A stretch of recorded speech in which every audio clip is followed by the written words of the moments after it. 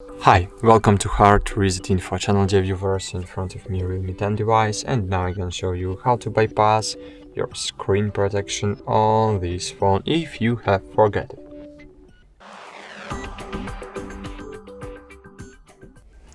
Okay, firstly you need to disable your device. To do this, press and hold power button and the volume up button, then switch down the white ball. Great. Now press and hold together volume down and power button.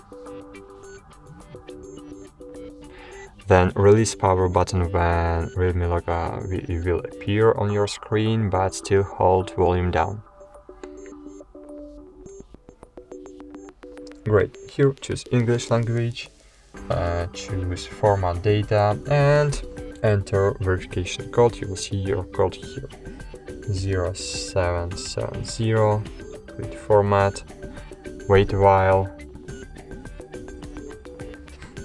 click OK, and wait until your device reboots. Great, that's it. Thanks for watching, like this video, subscribe to our channel, and bye! See you!